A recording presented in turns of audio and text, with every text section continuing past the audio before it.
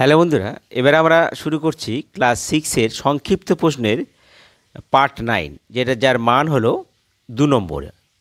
Part 9-এ দেখো 5-এর দাগে এখানে 6টা কোশ্চেন আছে। এইগুলো দেখো, প্রথমে স্ক্রিনশট তুলে নাও, তারপরে আমরা এইটা শুরু করছি। দেখো প্রথমে 5-এর 1-এরটা, 15.77 মিটার লম্বা বাঁশের 2.25 মিটার কেটে নেওয়া পর অবশিষ্ট অংশকে সমান 8টি খণ্ডে ভাগ করা হলে প্রতিটি খণ্ডের দৈর্ঘ্য কত হবে? তো দেখো, প্রথমে মোট বাঁশ হচ্ছে 15.77 মিটার, তার থেকে 2.25 কেটে নেওয়া হচ্ছে, মানে কমে যাচ্ছে, তাহলে বিয়োগ করব। বিয়োগ করার পর যেটা থাকছে সেটা 8টা খণ্ডে ভাগ করা আছে, তাহলে 8 দিয়ে ভাগ করব, করলে উত্তর বেরিয়ে আসবে। তো এটা 5-এর 1-এরটা। তাহলে প্রথমে কত হচ্ছে, প্রথমে মোট বাঁশের দৈর্ঘ্য কত না 15.77 মিটার, আর কেটে নেওয়া হয় কত না 2.25। তা আগে দশমিক বসাবে, তারপরে বাম দিকে 2 ছিল আর ডান দিকে 2.5 এত মিটার। বিয়োগ করো, তাহলে 5 কত 7, 6 7 2, 2 কত 7, 2 3 4 5 6 7, 5 দিয়ে 7 দশমিক, 2 কত 5, 3 দেওয়া 5 আর 1, 13.52 মিটার। তাহলে এইটা পড়ে আছে, তাহলে এইটা হচ্ছে, তাহলে এখানে লিখব বাকি থাকে, তাহলে বাকি থাকে সমান সমান 13.52। এইবার এটাকে সমান 4 খণ্ডে ভাগ করেছে, তাহলে অতএব এই 13.52কে 4 দিয়ে ভাগ করো, 8 দিয়ে ভাগ, 8 8 আর 9 10 11 12 13, 5 দিয়ে 13, হাতে 1 মিলে গেল, দশমিক আছে, তা দশমিক তুলে দিতে হবে, তারপর আমরা 5 নামাবো।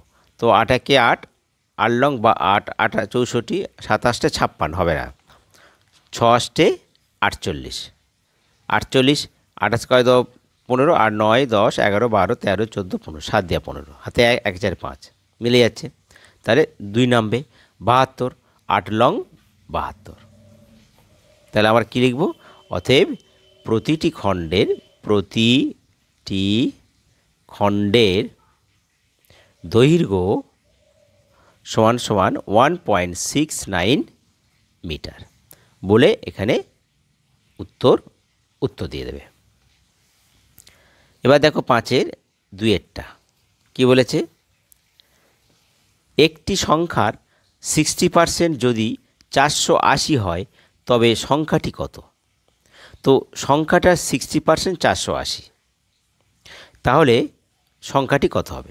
তা দেখো 60% যদি সংখ্যাটি হয়, তাহলে মোট সংখ্যাটা 100%, তাহলে 100% ধরে করব।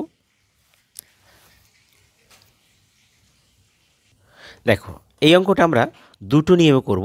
দেখো প্রথমে বলছে সংখ্যাটি 60%, তো সংখ্যাটি 60% যদি 480, তাহলে অতএব তাহলে দেখো সংখ্যাটির বলছে সংখ্যাটির 60%, তার মানে অতএব সংখ্যাটি 60 হয় যখন মোট সংখ্যা সমান 100, কারণ 100-এর মধ্যে 60।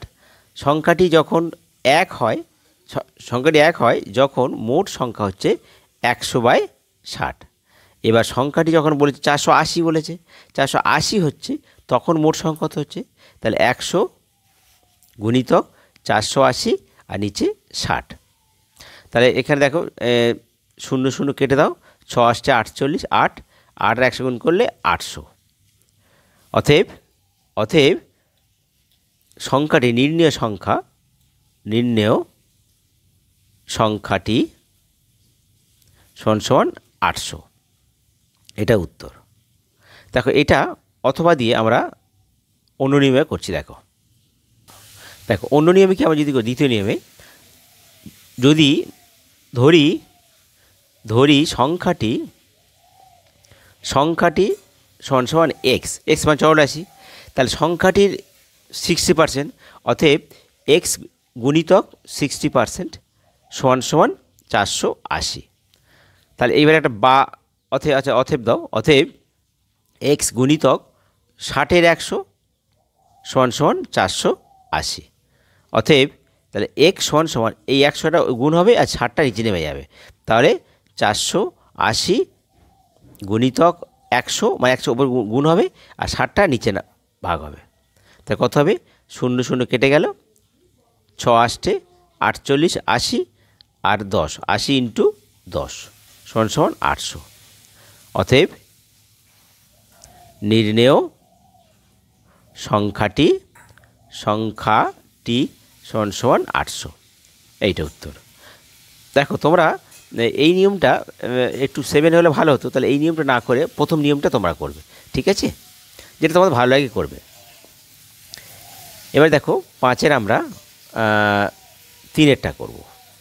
কি বলেছে যে সরলরেখা ও রেখাংশের পার্থক্য লেখো চিত্রসহ।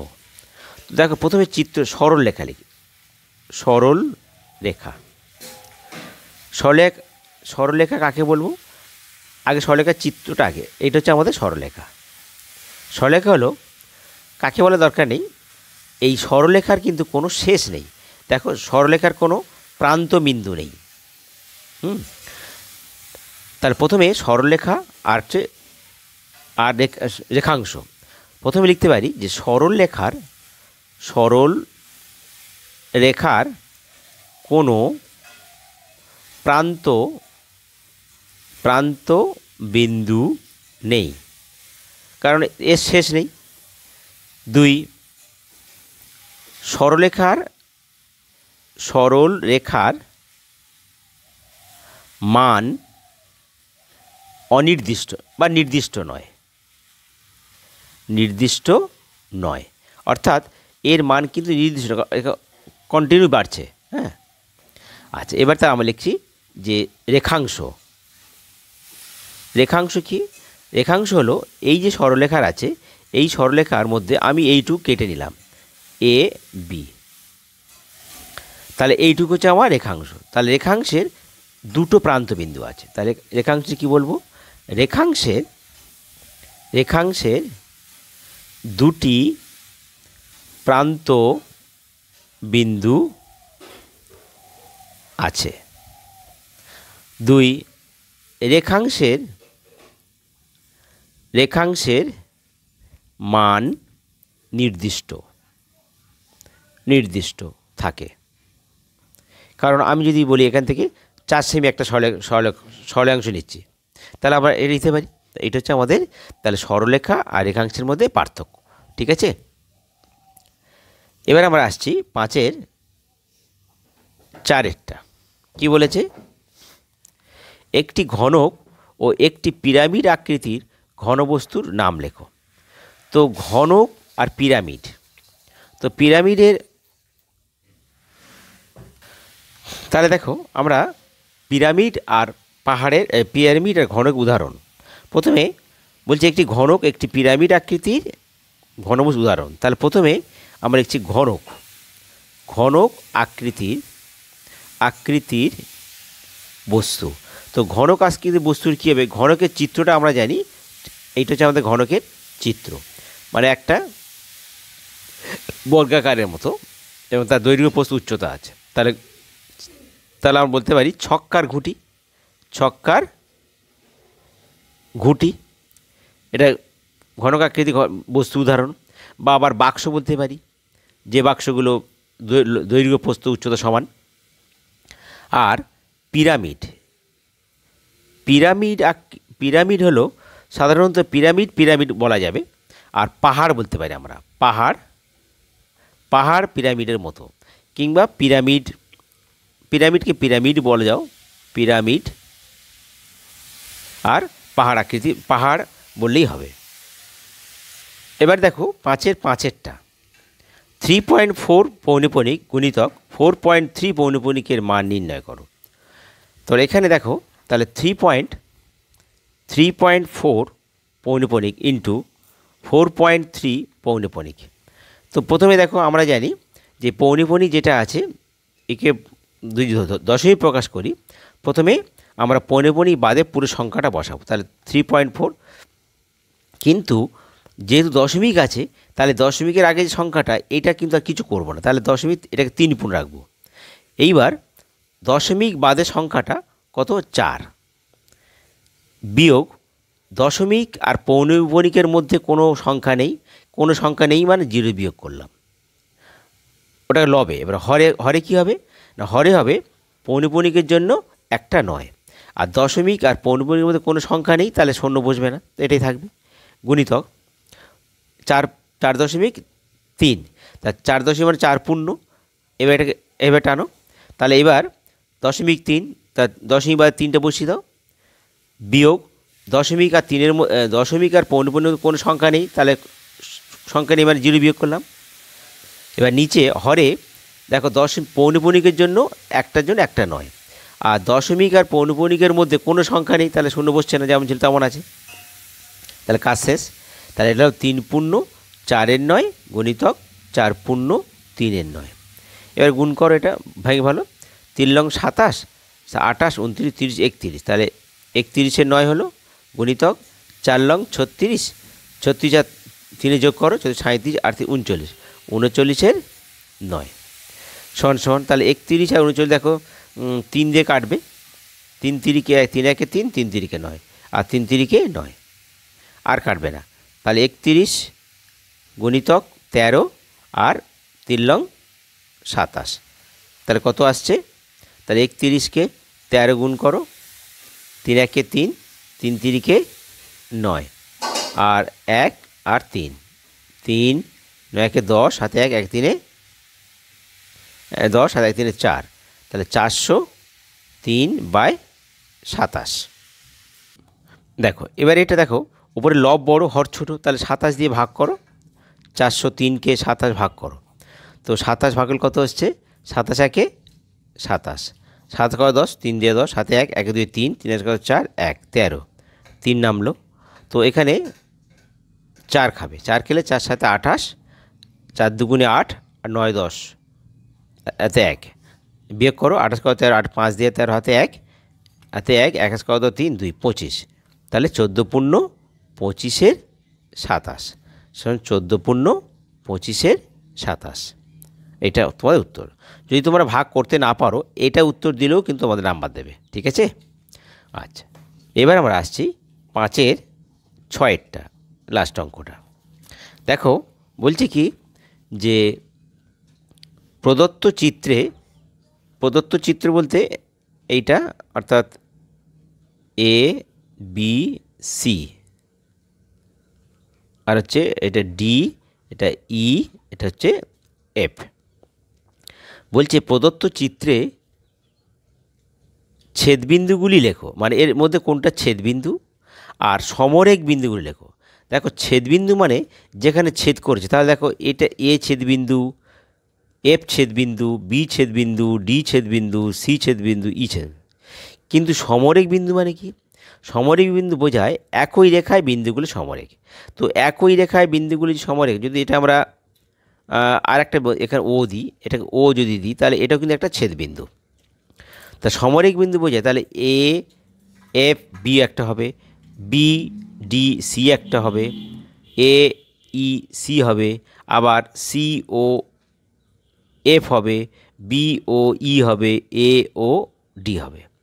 তাহলে দেখো আমরা ছবিটা করছি, দেখো প্রথমে ছেদবিন্দুগুলো, অতএব তাহলে এটা হচ্ছে আমাদের এ বি সি, আর এটা হলো ডি ই এফ।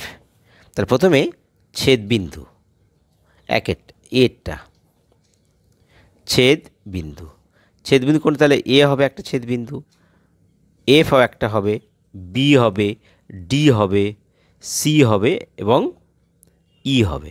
আর যদি এখানে ও দিয়ে দিই তাহলে ই, এখানে ও কিন্তু একটা ছেদবিন্দু এইটা। এবার আমরা আসছি বিটা সমরেখ বিন্দু,